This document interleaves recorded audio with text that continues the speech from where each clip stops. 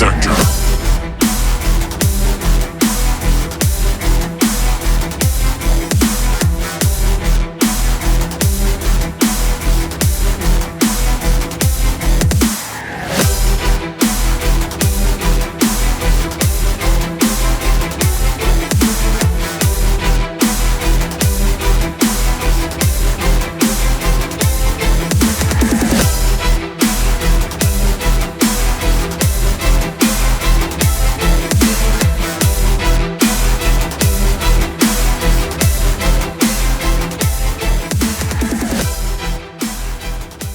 Hello Saberland, Vader's Vault here with a 2021 update to one of our popular models, the Protector.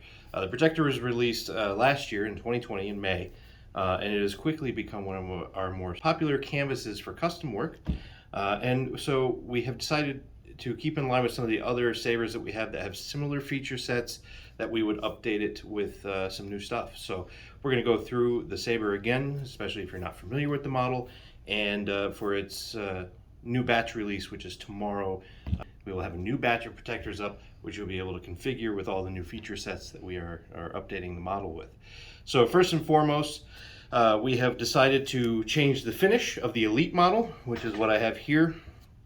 We've determined that based on customer orders, where most people either chose weathering or chose some sort of acid etching or customization to this particular model, that it wasn't really cost effective to go through the trouble of not only doing the polishing but then erasing it with those features, but also just, having the polish there is just a time thing. So we decided to only polish areas that are absolutely necessary, especially for accent colors like the gold that you can see here on this Elite. But the body itself will be the raw machined finish, except for the areas which are powder coated black, as was before.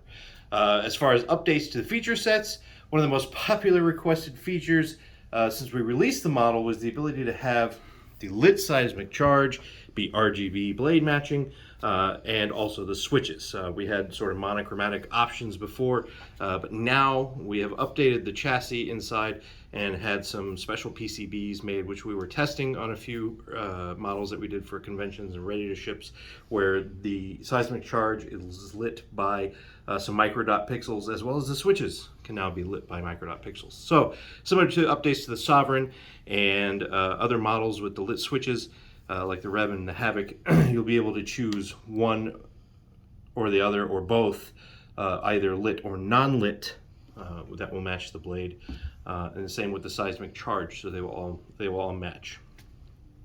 And we have also decided to offer the different metal options, similar to the Sovereign and Revan and Havoc, and in that you can choose the bezel metal, like you see here. The standard is aluminum, and then the standard switch plunger will be aluminum.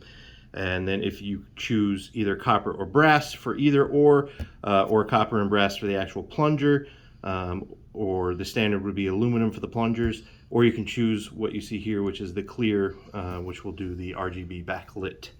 So lots of different configurations, options there. You will also be able to choose your metal frame, the frame metal of the OLED frame. That will determine whether or not you get a stainless frame, which will be standard, the brass, or the copper, which will be an upgrade on standard and shadow models. On the Elite model, the brass and copper frame metals are no charge upgrade. You just choose which metal you prefer on the frame. You will also be able to add the color filter if you choose a white OLED screen. If you want an OLED and you want a different color OLED, there is the option to add the color filter, similar to the Promethean and the Sovereign updates. So now on the Protector, you will also be able to add that as an option. So let's get it fired up to show you guys how all of these things work together. And there we have the Protector sound font booted up. Right now it is lit in purple, so as you can see, the seismic charge is now matching with the switches, which are also in purple, and that changes with the color profile because it matches the blade. Now we will be wiring these to the LS2 pad of the CFX if you choose CFX, so that down the road, when the independent LS2 gets implemented into the firmware, you'll be able to change what these do independent of the blade very easily. So right now they are blade matching, but down the road, simple firmware upgrade will allow you to adjust what these do independent of the main blade. And again, your OLED screen on this one, just like as before, you'll be able to choose either nothing, which will have a blank cover plate, or a 8-segment LED bar graph, or the OLED screen in either the blue OLED, which is what you see on this one, or a white OLED screen in which you can choose a color filter, which you would just type in the extra field what color filter you want, but you must choose a white OLED for that to work. It doesn't work so great over the blue filter. Same as before, the access to the electronics is done by removing the grip, which separates right here. I know that we have some questions from people on where sabers separate, the ones that do. They always separate at the grip. If they are an exposed chassis, we only have the one model right now, which is the Reventus, which comes out of the pommel. Everything else is current, and you just unscrew the grip and it separates, revealing the USB port back here. The access to the battery is done by loosening your speaker pod just enough to where the battery clears. You can lift that up, charge it. That also gives you access to the SD card up in there. You will need tweezers to access that, but it is right there if you want to change your settings that way. Otherwise, you can change most things via the USB. You can also charge via the USB or charge with the included external charger for the batteries there. When you're done, simply screw the grip back on. All right, we'll put a blade in.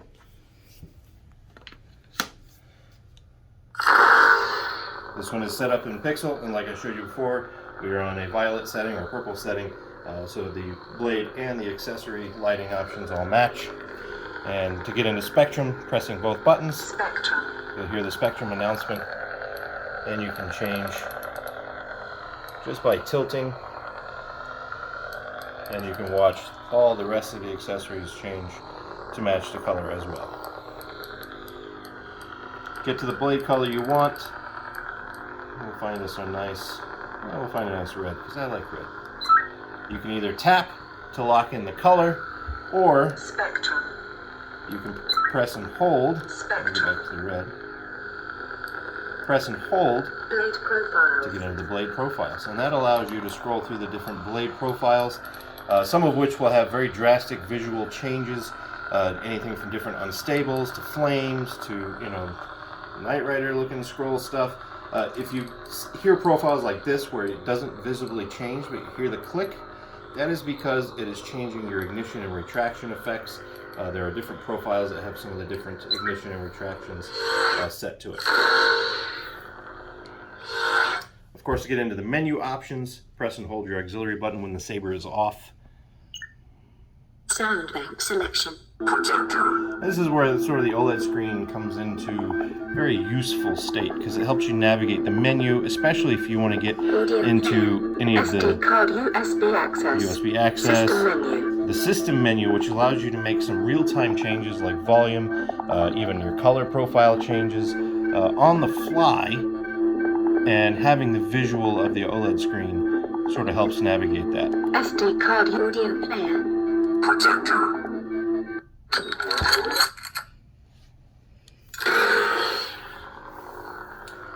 This is the 2021 update for the Protector model at Vader's Vault, and a few slight changes to the finish and some updated feature options will keep this saber a very rich canvas for customization. Very, very great saber for dueling. The flat sides here help, get that, false edge retention that you don't get with a lot of hilts. It's got a great feel in the hand, nice weight to it with the bell emitter and the booster pommel. It's been a very good design for us. We're very happy with it, and we're glad to update it to be more in line with other sabers that we are refreshing throughout the line. Looking forward to the next year and the exciting things that we're bringing to the Vault. But this right here is the Protector. You'll be able to get these again tomorrow, Friday. Thanks again, and enjoy your sabers.